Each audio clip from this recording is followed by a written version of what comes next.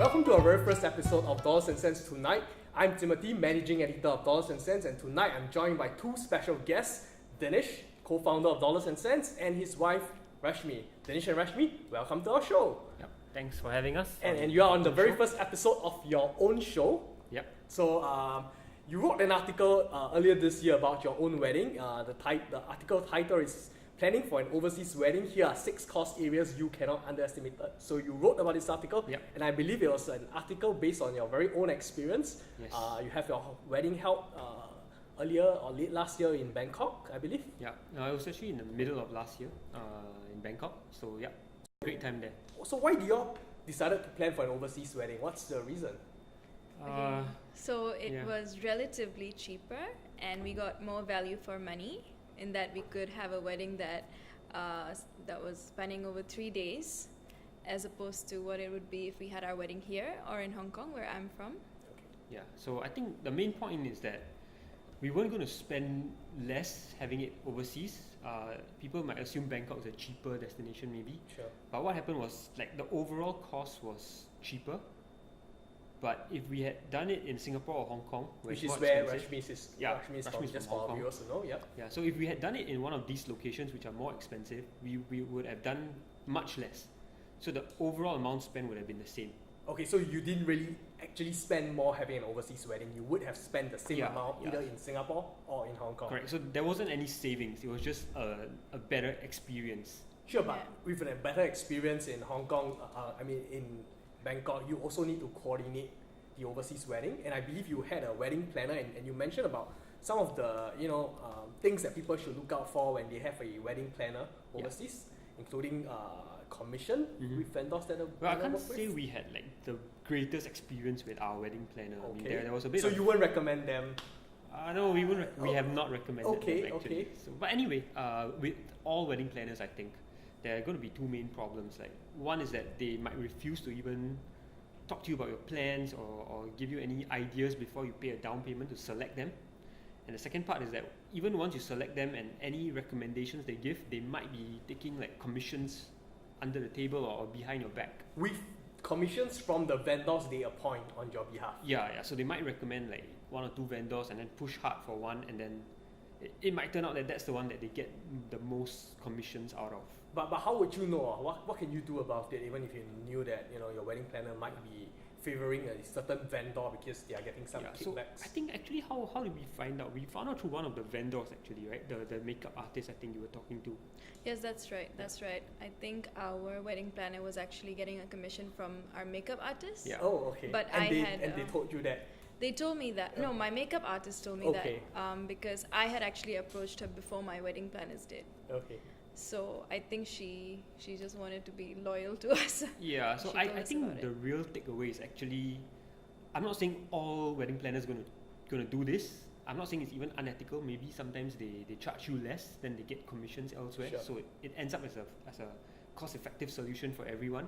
I'm just saying maybe you should just look at other vendors on your own, Okay. and then at the end you try and find it and see if that's a fair price, whether it's like logical for them to handle the logistics and choose the vendor that they prefer. So you have to choose or do the homework on your own to see what the general prices are, and you're not being too overcharged.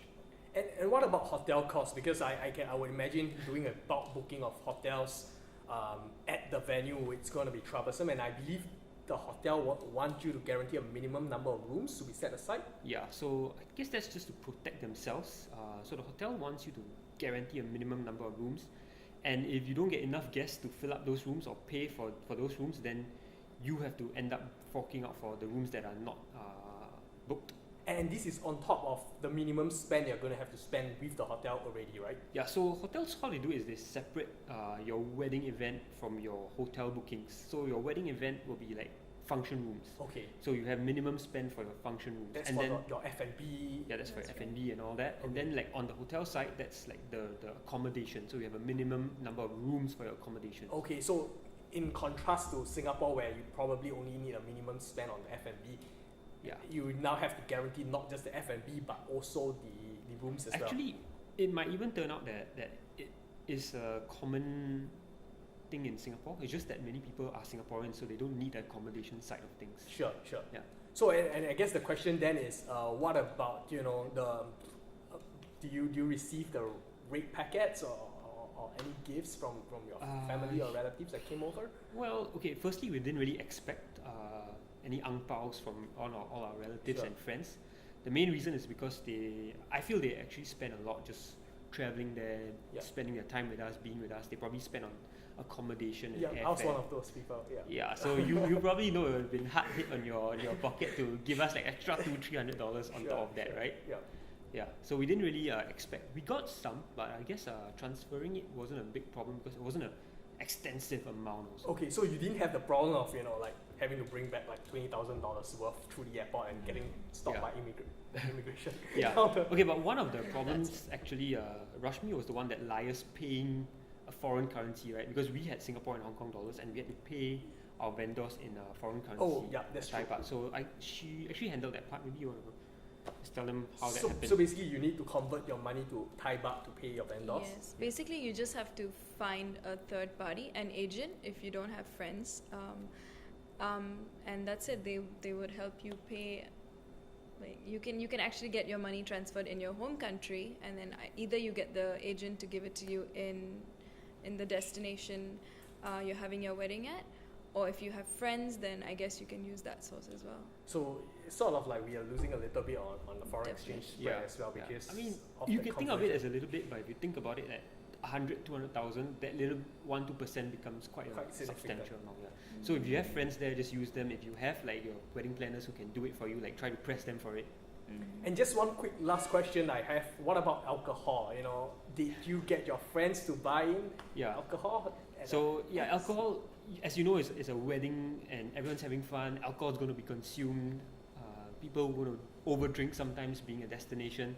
So we wanted to keep that cost down. Also, because on the other hand, we couldn't sort of overlook the whole alcohol situation that closely. So we had some vendors to do that. And we don't know if they were actually opening 2 or 3 bottles or 10 bottles without us knowing. So what we got is just all our friends, you included, just buy alcohol from duty free and sort of save a little bit on that. So it does sound to me like organizing an overseas wedding is no joke in terms of the logistics and the planning that's required. Well, we ran out of time and we came to the end of today's episode of Dollars and Sense Tonight. We hope you continue watching us. We hope you enjoyed this episode. Thank you, Dinesh. Thank you, Rashmi, for joining us. And we hope to see you next time. Thanks. Great.